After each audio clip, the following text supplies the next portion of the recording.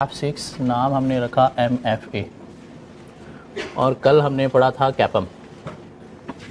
उतनी डिटेल में हमारे सिलेबस में नहीं है, जितनी डिटेल में हमने पढ़ लिया। हमारे सिलेबस में सिर्फ एक फार्मूला है कि कैपम क्या होता है, RF plus beta into RM minus RF। ठीक हो गया। और उसमें RM माइनस RF को एक नाम दिया था हमने रिस्क प्रीमियम। रिस्क प्रीमियम क्या ख्याल है? बीटा इंटू रिस्क प्रीमियम को हमने नाम दिया था security risk premium. Security risk premium ठीक हो गया। सो उसकी रिस्क प्रीमियम क्या है, उसमें फिर हम रिस्क में चले गए। फिर बीटा क्या है उसकी हम डिटेल में चले गए। हमारे सिलेबस में ये बीटा शीटा कैलकुलेट करना कभी भी नहीं आएगा। हाँ, क्वेश्चन के अंदर हो सकता है कि उसने कहा जी कि ये रिस्क फ्री रिटर्न है और ये रिस्क प्रीमियम है और ये बीटा है, तो आप क्या करें कि ई कैलकुलेट करें। तो अगर रिस्क प्रीमियम आ जाए तो उसका मतलब क्या है, RM माइनस RF उसने ऑलरेडी हमें कैलकुलेट करके दे दिया है। ठीक हो गया। 3 कंपनी से हमारे पास सपोज, एक का नाम है एप्पल, एक का नाम है फेसबुक, एक का नाम है अमेज़ॉन और एक हमारी कंपनी है जिसका नाम है MFA। ठीक हो गया। एप्पल का बीटा जो है वो है सपोज 0.99, फेसबुक का बीटा जो है वो है सपोज 1.14, अमेज़ॉन का बीटा जो है वो है सपोज 1.2 और हमारी कंपनी MFA का बीटा जो है वो है suppose 3.0। Which is more risky and which is less risky?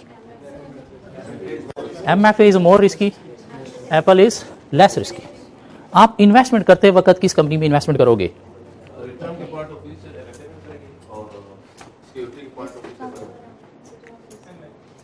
आप किस में इन्वेस्टमेंट करोगे?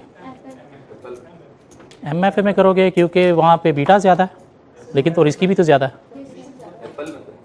एप्पल में करेंगे क्यों? वहाँ पे रिस्क कम है लेकिन रिटर्न भी तो कम है। हम चारों में कर लेंगे भाई, क्या हो गया, चारों में कर लेंगे। जहाँ पे ज़्यादा रिस्क है वहाँ पे रिटर्न भी हमें ज़्यादा मिल रहा है। अगर हम रिस्क एवर्स हैं, क्या है, रिस्क एवर्स हैं, तो फिर हम एप्पल को चूज़ करेंगे। हाँ, अगर हम रिस्क सीकर हैं, रिस्क सीकर मीन रिस्क लेना चाहते हैं, क्यों, higher the risk higher the return होता है, तो फिर हम MFA में इन्वेस्टमेंट करेंगे। क्या कहला, क्यों, जहाँ पे रिस्क ज़्यादा है तो वहाँ पे हमें रिस्क प्रीमियम भी तो ज़्यादा मिल रहा है। सिक्योरिटी का रिस्क प्रीमियम भी तो ज़्यादा मिल रहा है। क्यों, बीटा ज़्यादा है तो अल्टीमेटली वो हमारे सिक्योरिटी के रिस्क प्रीमियम को क्या करेगा, इंक्रीज कर देगा। तो अगर रिस्क अवर्स हैं हम, डरे हुए हैं, डरपोक आदमी हैं, बिल्कुल रिस्क नहीं लेना चाहते, तो फिर एप्पल को चूज़ करेंगे। हाँ, रिस्क सीकर हैं, क्यों, मार्केट में जीतता वही है जो रिस्क लेता है। क्यों, higher the risk higher the return होता है।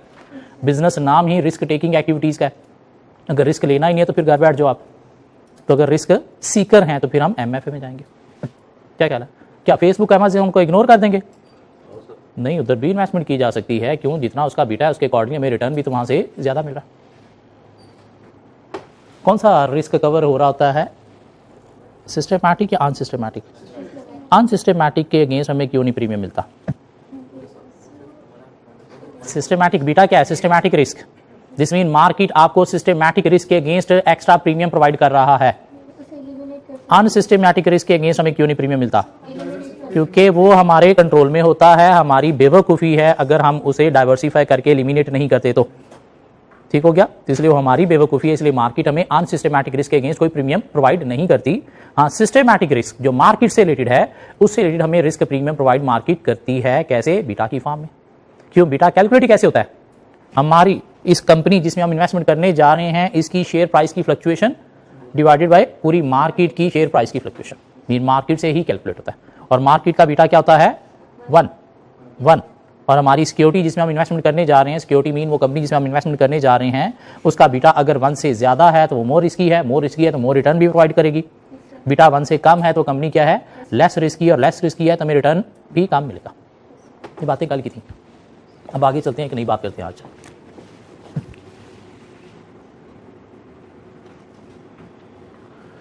Convertible bonds, convertible date.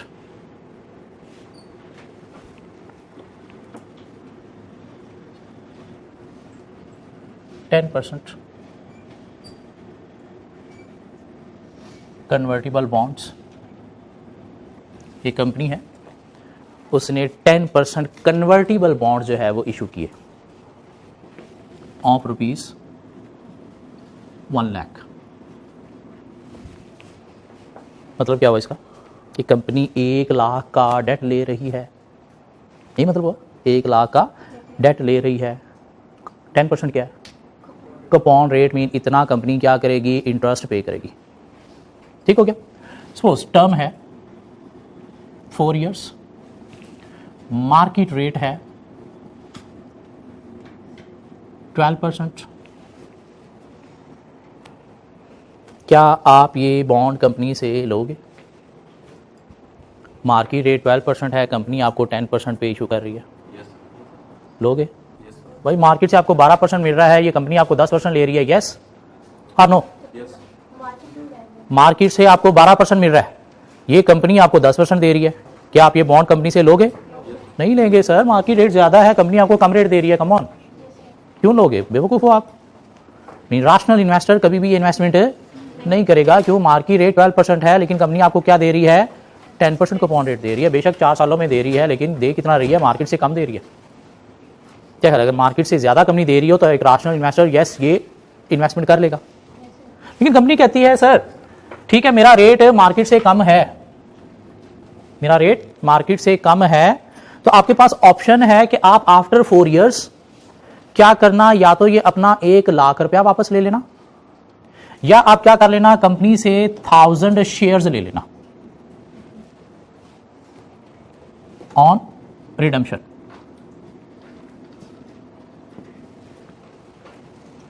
Convertible bond का मतलब क्या है कि at the end of life आपके पास ऑप्शन है कि आप वो जो फेस वैल्यू है बॉन्ड की 1 लाख वो वापस ले लो, या कंपनी के 1000 शेयर्स ले लो। शेयर प्राइस जो है वो आज है 90 पर शेयर। शेयर प्राइस आज क्या है, 90 पर शेयर। तो आपके पास 4 साल बाद ऑप्शन है, आप अपना 1 लाख वापस ले लेना, या आप मुझसे 1000 शेयर ले लेना। 1000 शेयर अगर प्राइस 90 ही रही तो 90,000 मिलेगा। क्या ख्याल है? आपके बॉन्ड की कितनी फेस वैल्यू है, 1 लाख। क्या आप ये इन्वेस्टमेंट करोगे? नहीं, क्यों? 4 साल बाद भी 1 लाख ही मिलना है, और मार्केट रेट इससे भी ज़्यादा है, 12% है। चलें 1 लाख नहीं मिलते तो फिर शेयर कितने के मिलेंगे, 90,000 के, वो तो उल्टा नुकसान है, तो आप ये इन्वेस्टमेंट नहीं करोगे। हाँ, अगर वो कहते हैं भाई मेरे जो शेयर प्राइस की ग्रोथ है, growth rate in share price, वो पिछले कोई 5 सालों से मैंने देखा है और वो चलती आ रही है 8% से। दिस मीन 4 साल बाद शेयर प्राइस क्या 90 होगी? नहीं, वो तो 8% से ग्रो हो रही होगी, और 8% से ग्रो होके अगर हम देखें तो फिर शायद हमें 1 लाख से ज़्यादा मिलता नज़र आ रहा है, तो फिर शायद बीइंग अ रैशनल इन्वेस्टर हम ये इन्वेस्टमेंट करेंगे। ये बात समझ आती है? हाँ, कन्वर्टिबल बॉन्ड क्या है? ऐसा डेट है जो ऑन रिडम्पशन आपको ऑप्शन दे रहा है कि आप आइदर फेस वैल्यू वापस ले लो या फिर इसको शेयर में कन्वर्ट कर लो। क्या ख्याल है? और कितने शेयर आपको मिलेंगे ऑन रिडम्पशन, ये पहले से फिक्स होते हैं इसके अंदर। ऐसे नहीं होता कि आप जो है वो 4 साल बाद मुझसे 1 लाख रुपया ले लेना, या 1 लाख के जितने शेयर्स होंगे कंपनी के वो ले लेना। नहीं, फिर भी बेवकूफ़ी डिसीजन है। क्यों? 1 लाख के शेयर का मतलब 1 लाख ही मिलना है, वैसे भी 1 लाख मिलना है, और मार्केट का रेट ज़्यादा है, ये आपको कम इंटरेस्ट दे रहा है, तो ये बेवकूफ़ इन्वेस्टमेंट आप नहीं करेंगे। हाँ, अगर इस तरह से है कि इतने शेयर ले लेना जिसकी आज प्राइस ये है, तो हम देखेंगे अच्छा आज प्राइस ये है लेकिन ग्रोथ रेट क्या है शेयर प्राइस में। ग्रोथ रेट अगर ये है तो दिस मीन 4 साल बाद 8% ग्रो के थ्रू, 4 साल बाद 8% ग्रोथ के थ्रू ये प्राइस जो है वो क्या होगी, ज़्यादा होगी। इनफैक्ट 100 से बाद चली जाएगी, और 100 से बाद जब चली जाएगी तो इसे मल्टीप्लाई करने से क्या होगा, हमें जो मिलेगा वो 1 लाख से ज़्यादा मिलेगा। तो यस, अब हम ये इन्वेस्टमेंट करेंगे। सो कन्वर्टिबल बॉन्ड क्या है? ऐसे डेट है जिसमें ऑन रिडम्पशन आपके पास 2 ऑप्शन है, आइदर आप फेस वैल्यू ऑफ कैश वापस ले लो या उसे कन्वर्ट कर लो किसमें, शेयर्स में। इसके शेयर्स कितने आपको मिलेंगे पहले से फिक्स डिफाइन होता है इशू करते वक्त, ठीक हो गया। और इसका रेट ऑलवेज मार्केट रेट से कम होता है, इसका रेट मार्केट रेट से कम होता है। क्यों? अगर ज़्यादा है तो फिर आपका तो नुकसान है ना। क्या कहता है? फिर कन्वर्टिबल नहीं होंगे, फिर तो आपको क्या रेट ज़्यादा मिल रहा है तो एंड पे रिडम्पशन वैल्यू लाख भी मिलती है तो रेट भी तो मार्केट से ज़्यादा मिल रहा है, तो उसमें लोग ऑटोमेटिकली इन्वेस्टमेंट कर देंगे। हाँ, अगर आप रेट कम है मार्केट से तो फिर आप ऑप्शन साथ क्या दे रहे हो कि आपके पास ऑप्शन है यही फेस वैल्यू वापस ले लेना या फिर क्या करना, शेयर ले लेना। अब एक रैशनल डिसीजन एंड पे देखेगा, अगर तो शेयर ज़्यादा वैल्यू के हैं तो शेयर लेगा, लेके मार्केट में सेल कर देगा। क्या कह रहा है, अगर शेयर की वैल्यू बढ़ने की भी उल्टा काम होगी या इतनी ही रही तो फिर एंड पे क्या करेगा, 1 लाख ले लेगा। मीन इसके अंदर रिस्क है, रिस्क है। क्या कह रहा है, मीन ये प्राइस हो सकता है इतनी रही, ऐसे कम भी हो सकती नहीं। हमारा जो पास्ट ट्रेंड कंपनी का हमने देखा है वो क्या कह रहा है कि 8% से ग्रो होती है, तो दिस मीन उसमें फिर फायदा है और रिस्क लेंगे तो हमें रिटर्न ज़्यादा मिलेगा। तो ये समझ आती, कन्वर्टेबल बॉन्ड है क्या, एक ऐसा डेट है, ऐसा डेट है जो ऑन रिडम्पशन दोनों ऑप्शन दे रहा है इन्वेस्टर को, आइदर शेयर में कन्वर्ट कर ले या फिर फेस वैल्यू ही ले ले। और इसमें क्या होगा, शेयर पहले से फिक्स होंगे, ऐसे नहीं किताबों तू इतने वाले शेयर ले लेना, नहीं, पहले से फिक्स होंगे और इसका रेट मार्केट रेट से कम होगा।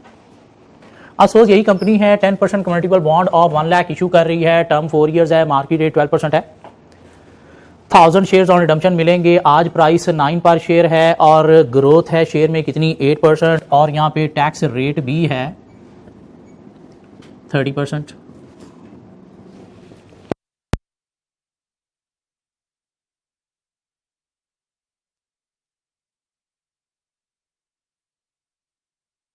जी ये एक एग्जांपल है हमारे पास, एक कंपनी ने 10% कन्वर्टिबल बॉन्ड इशू किए हैं ऑफ 1 लाख, टर्म 4 ईयर है, मार्केट रेट 12% है, ऑन रिडम्पशन इतने शेयर्स मिलेंगे जिनकी आज प्राइस ये है, ग्रोथ रेट शेयर में इतनी है, टैक्स रेट 30% है। वो कहता है जी आपने क्या करना है, market value of this bond calculate करनी है। मार्केट वैल्यू ऑफ डेट हमने कैलकुलेट करने सीखा था, इररिडीमेबल और redeemable debt. Irredeemable market value is equal to what, interest into 1 minus tax divided by KD. KD बोले तो यही मार्केट रेट पोस्ट टैक्स जो हमने लेना होता है, ठीक हो गया। हम एज्यूम कर रहे हैं ये 12% मार्केट रेट पोस्ट टैक्स है, ठीक हो गया।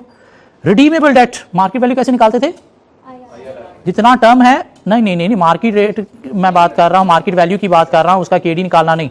मार्केट वैल्यू हम कैसे निकालते थे, जितना टर्म है उतने ईयर्स पे इंटरेस्ट माइनस टैक्स सेविंग, और हम क्या करते थे, जो रेट हमारे पास दिया गया उस पर डिस्काउंटिंग कर लेते थे। क्या ख्याल है, तो इसकी भी मार्केट वैल्यू भाई वैसे निकलेगी। क्या करेंगे हम, year 1, year 2, year 3, year 4, year 0 लेंगे मार्केट वैल्यू निकालते वक्त, नहीं वो हम IRR में लेते थे, ठीक हो गया। और यहाँ पे हम क्या लेंगे जी, इंटरेस्ट हमें इस पे मिल रहा है कितना सर, हम एज्यूम कर रहे हैं 100 फेस वैल्यू वाला डेट। क्यों, मार्केट वैल्यू जब भी हम निकालते हैं तो क्या एज्यूम करते हैं कि हम एक 100 फेस वैल्यू वाले डेट की मार्केट वैल्यू निकाल रहे हैं, उसको इसे मल्टीप्लाई कर देंगे तो मार्केट वैल्यू इसकी आ जाएगी। क्या ख्याल है, तो इंटरेस्ट मिलेगा कितना, 10। टैक्स सेविंग भी मिलेगी, यस सर, टैक्स सेविंग भी मिलेगी। क्यों, डेट पे टैक्स सेविंग मिलती है ना, इक्विटी पे टैक्स सेविंग होती है, और प्रीवियस लेक्चर में हमने देखा प्रेफरेंस शेयर्स पे भी टैक्स सेविंग नहीं होती। हाँ, अगर क्वेश्चन में वो कहे ये टैक्स एडमिसिबल हैं तो फिर लेनी है, वरना कभी नहीं लेनी, ठीक हो गया। सो कितना है जी, 3 टैक्स सेविंग हमें मिलेगी।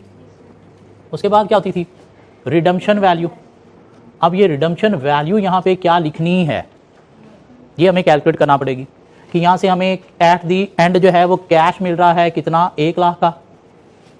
क्या ख्याल है, शेयर की अगर हम बात करें तो शेयर कितने मिलेंगे सर, 1000 शेयर। उस वक्त शेयर की प्राइस क्या होगी, तो उस वक्त शेयर की प्राइस क्या होगी वो हम निकालेंगे 90 इंटू कितनी ग्रोथ है सर, 1.08, कितने सालों में, 4 सालों में, तो 122 का एक शेयर होगा। सर यहाँ से क्या वैल्यू मिलती है, 120,000, 122,000। ये ऊपर क्या 122 आया कि 12 आया, 122 आया। इनमें से जो हायर वैल्यू है ना उसको हम ऑलवेज यहां पे रिडम्पशन लेंगे। मीन एक नॉर्मल डेट और एक कन्वर्टिबल डेट मार्केट वैल्यू निकालने में सिर्फ डिफरेंस क्या है, ये रिडम्पशन वैल्यू का डिफरेंस है। उसमें रिडम्पशन वैल्यू जो क्वेश्चन में गिवन है वो लेंगे, या फिर हम फेस वैल्यू 100 ही ले लेंगे। जबकि इसमें हम देखेंगे कि कैश की फॉर्म में इतना मिल रहा है, कन्वर्जन की फॉर्म में इतना मिल रहा है, तो जो हायर वैल्यू है उसे हम क्या लेंगे, रिडम्पशन वैल्यू। अब हम चूंकि एक 100 वाले डेट की वैल्यू ज्यूम करके चल रहे हैं, क्या कह रहा है, 100 वाले डेट की वैल्यू ज्यूम करके चल रहे हैं, तो कितना मिलेगा, 122 मिलेगा। 122,000 तो 1000 काट दिया ना, 100,000 में से 3 0 काट दिए तो 100 फेस वैल्यू थी। क्या कह रहा है, तो उसकी रिडम्पशन कितनी होगी, 122। बस सिर्फ ये इतना सा डिफरेंस है मार्केट वैल्यू निकालने में, अदरवाइज मार्केट वैल्यू वैसे ही निकलेगी जैसे हम एक रिडीमेबल डेट की निकालते थे जी। उसके बाद हमारे पास नेट कैश फ्लोज आ गए 777, और यहाँ से क्या आया 129। तो हमने क्या करना है, पीवी निकालनी है एट द रेट ऑफ 12%। क्यों हम एज्यूम कर रहे हैं ये क्या है, पोस्ट टैक्स है। क्यों, रेट हमने हमेशा पोस्ट टैक्स लेना होता है, ठीक हो गया। सो पोस्ट टैक्स है तो क्या जी 4 7 है हमारे पास, तो यहाँ पे एंटी फैक्टर अप्लाई कर सकते हैं। क्या कहला है 7 into 1 minus 1.12 raise to power -4 divided by 0.12 plus 122 divided by 1.12 raise to power 4। क्या कहला है व्हाट इज मार्केट वैल्यू 98.79 98.79। ये बात समझ आती है कैसे market value of convertible debt निकाली जा सकती है। वैसे जैसे हम रिडीमेबल डेट की मार्केट वैल्यू निकालते हैं, सिर्फ डिफरेंस क्या है यहाँ पे रिडम्पशन वैल्यू आपने जो है वो लेनी है हायर, एंड पे 1 लाख कैश मिलेगा या फिर शेयर्स मिलेंगे। भाई कितनी शेयर मिलेंगे 1000 शेयर्स मिलेंगे। आज उनकी प्राइस 90 है, 4 साल बाद 8% ग्रोथ रेट है, तो 4 साल बाद कितनी प्राइस होगी 122। तो जो हायर वैल्यू है वो हम रिडम्पशन पे लेंगे, क्यों एक रैशनल इन्वेस्टर जो है वो हमेशा हायर वैल्यू ही ऑन रिडम्पशन लेगा, फेस वैल्यू नहीं लेगा। क्या ख्याल है कन्वर्टिबल बॉन्ड समझ आता है। क्वेश्चन आपको मिले आज कुछ क्वेश्चंस मिले आप आज को। क्वेश्चन नंबर 68 देखेंगे प्लीज। किसी के पास क्वेश्चन नहीं है तो ये सारे वो लोग हैं जो मैं लेट आता हूं तो ये उसके भी लेट आते हैं। यही मतलब हुआ ना, मतलब ये लेट आते हैं, मैं तो टाइम पे आता हूं अपने। कुछ जल्दी आ जाते हैं, कुछ लेट आते हैं जी। क्वेश्चन 68 मुझे मार्केट वैल्यू दे दें प्लीज।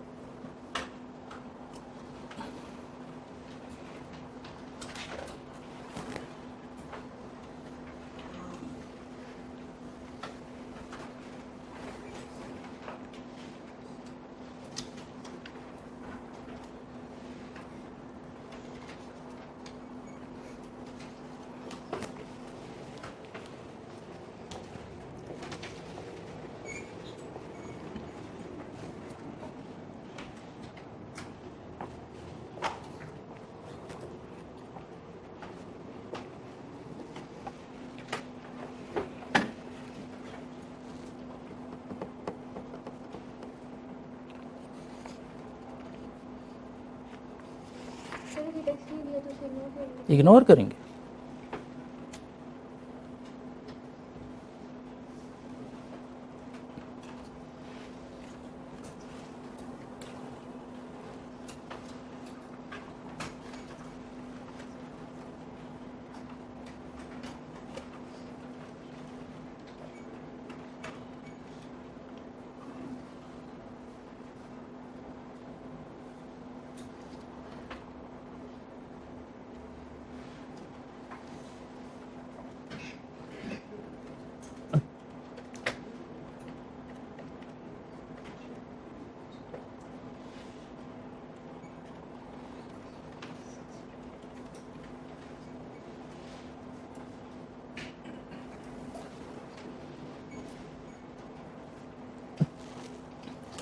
कोशिश करें अब आप लोग सीरियस हो जाएं स्टडी के साथ।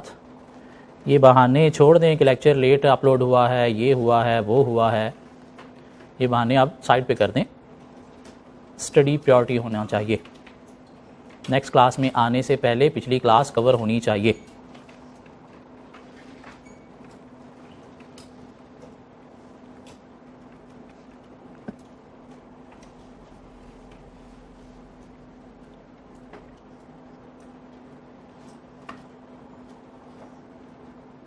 जी बहुत औखा क्वेश्चन दे दिया। Company has issued 4% convertible bond that can be converted into shares in 2 years time eight the rate of 25 shares for every ₹100 of bond. Mean 4% compound rate है। ऑप्शन है आपके पास कि आप एंड पे क्या करना भाई 2 साल बाद 25 शेयर्स ले लेना। It is expected that the share price in 2 years time will be 4.25 और 2 सालों बाद शेयर की प्राइस क्या होगी 4.25। If the bonds are not converted they will be redeemed at par after 4 years। Mean आपकी मर्जी है, आप पार वैल्यू वापस ले लेना। क्या ख्याल है? The yield required by investor in these convertible is 6%। What is this 6%? Market rate 4%, coupon rate. आपने क्या करना है, कन्वर्टिबल बॉन्ड की मार्केट वैल्यू निकालनी है। तो इसमें मसला क्या है, 2 साल है, ईयर 1 है, ईयर 2 है, इंटरेस्ट कितना है, 4 है, टैक्स है नहीं, है ही नहीं, तो रिडम्पशन देखनी है सर। कैश मिलेगा कितना, 100, या आपको क्या मिलेगी, शेयर्स मिलेंगे। कितने मिलेंगे, 25 इंटू 4.5, वट 120 106.25। तो रिडम्पशन है जी हायर वैल्यू 106.25। यही क्या आया, 4, यहाँ से क्या आया 110.25। तो पीवी ले लो सर किस रेट पे, 6% पे। तो 4 इंटू आप कर लें क्या, 1 minus 1.06, 1.06 raise to power -2 divided by 0.06 plus 106.25 divided by 1.06 raise to power 2। तो मार्केट वैल्यू आपके पास आ गई कितनी, 101.89। उसने बताया 2 साल बाद। Redemption after 4 years। देखें क्या कहता है, it can be converted into shares in 2 years a time at the rate of 25 shares for every 100 bond. It is expected that the share price in 2 years time will be this. If the bond are not converted, they will be redeemed at par after 4 years. तो ये हमने market value निकाली है किस चीज की, market value if bonds will be converted into shares। कि अगर शेयर्स में कन्वर्टर होंगे तो मार्केट वैल्यू ये होगी। अब हम निकालते हैं market value of bonds if not converted into shares. कि अगर शेयर्स में कन्वर्ट नहीं होने तो फिर आपको क्या मिलना है, रिडम्पशन पे 100 फेस वैल्यू ही। तो उसमें अगर हम जाएं तो क्या है हमारे पास, year 1, year 2, year 3, year 4। Interest कितना, 4 4 4 4। रिडम्पशन कितनी, 100। 4 4 4 104। PV at the rate of 6%। 4 into 1 minus 1.06 raise to power -4 divided by 0.06 plus 100 divided by 1.06 raise to power 4। आप जरा मार्केट वैल्यू मुझे बताएंगे कितनी है, 93.06। सो अगर कन्वर्ट करें शेयर में तो मार्केट वैल्यू 101.89 है, कन्वर्ट ना करें तो मार्केट वैल्यू 93.06 है। तो एक रैशनल इन्वेस्टर क्या चूज करेगा, कन्वर्टेड इनटू शेयर्स। क्या ख्याल है, मीन दोनों मार्केट वैल्यू यहां पे निकालनी है। अगर कन्वर्ट हो 2 सालों में होगा, अगर कन्वर्ट नहीं हो तो फिर आपको फेस वैल्यू ही मिलनी है। उसमें फिर वो रिडम्पशन पे शेयर्स नहीं है तो उसकी मार्केट वैल्यू ये है। क्लियर होती बात? वहां पे ऐसी बात नहीं थी, वो सिंपल था। कन्वर्ट होगा तो फिर क्या होगी। क्वेश्चन नंबर 69, क्वेश्चन 69 ट्राई करें प्लीज।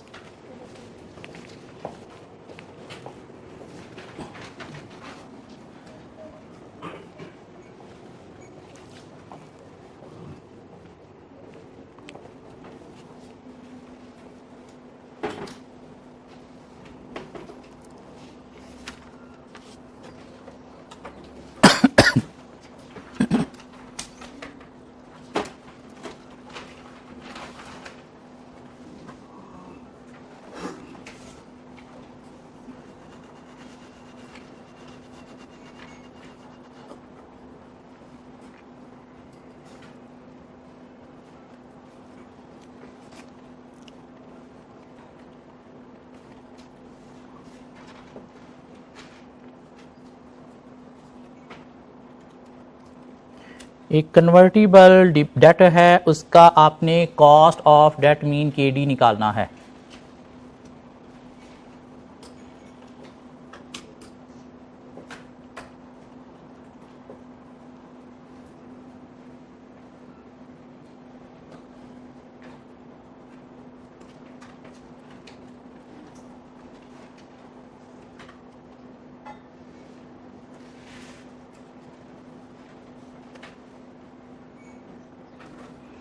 केडी कैसे कैलकुलेट करते थे, केडी कैसे कैलकुलेट करते थे? IRR के थ्रू। क्या ख्याल है? निकालें। ईयर 0 में आप मार्केट वैल्यू लेते थे, गिवन है क्वेश्चन में। उसके बाद आपके पास कैश फ्लोज दिए गए हैं, इंटरेस्ट, टैक्स भी दिया गया है। सिर्फ बात कहाँ पे चेंज होनी है? Redemption value. क्यों? कन्वर्टिबल है, तो कन्वर्टेड इनटू शेयर्स क्या वैल्यू है? शेयर में कन्वर्ट ना करें तो फिर क्या वैल्यू है? तो जो हायर है वो रिडम्पशन वैल्यू है।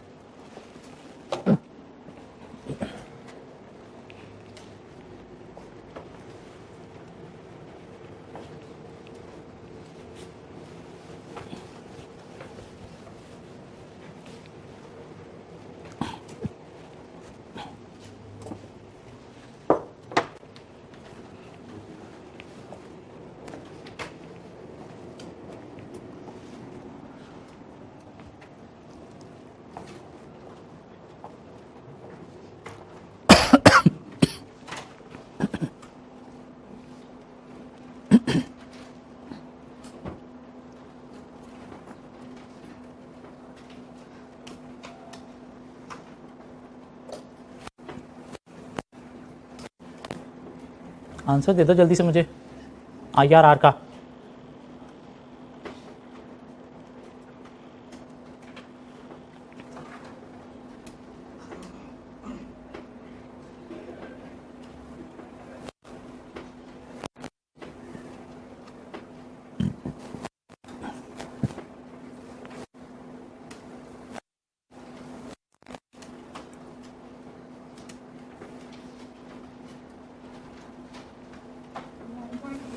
नाइन 9.88। दो शहादतें और चाहिए। 9.88।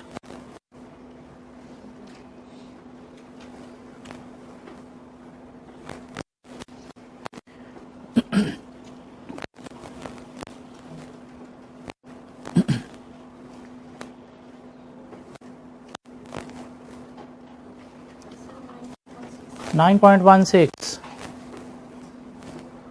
दो डिफरेंट आंसर आ गए हैं।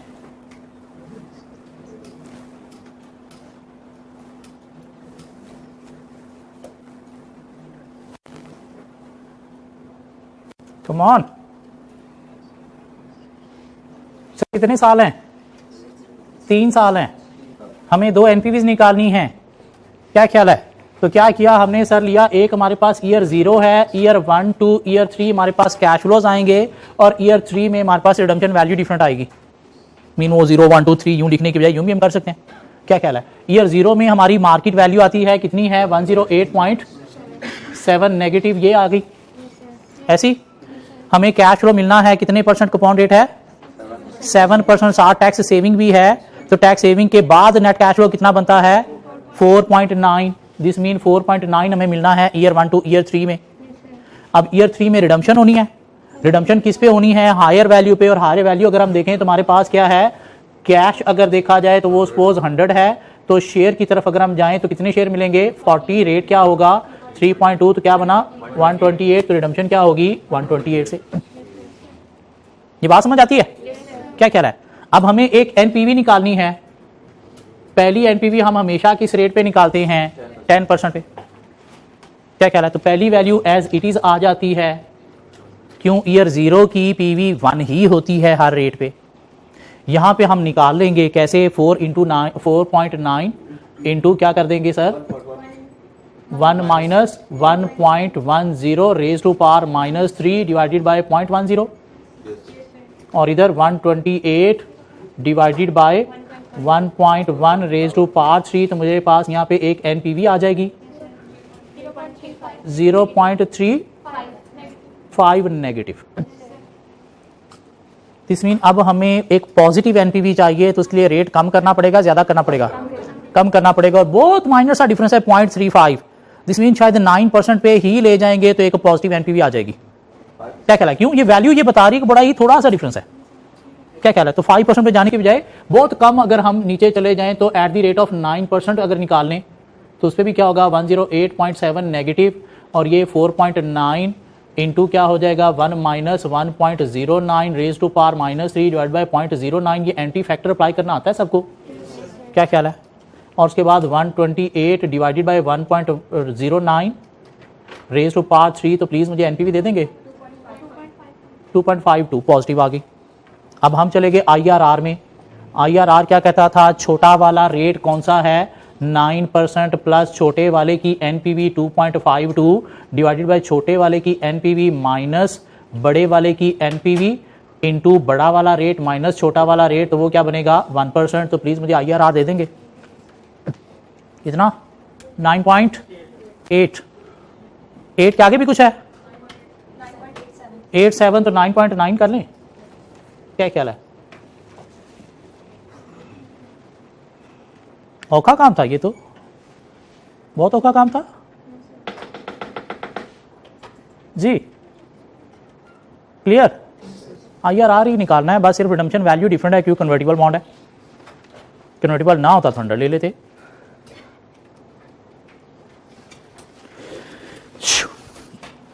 सिक्सटी 69 हमने कर लिया। क्वेश्चन 70 71, ये दो आपका होमवर्क असाइनमेंट है, क्वेश्चन 70 और क्वेश्चन 71। क्या ख्याल है? कर सकते हैं ऐसी हरकत में? हाँ, ऐसी हरकत कर सकते हैं हम। क्वेश्चन 70 71 खुद से हम ट्राई कर सकते हैं। कल मिलते हैं कुछ नई चीज़ों के साथ।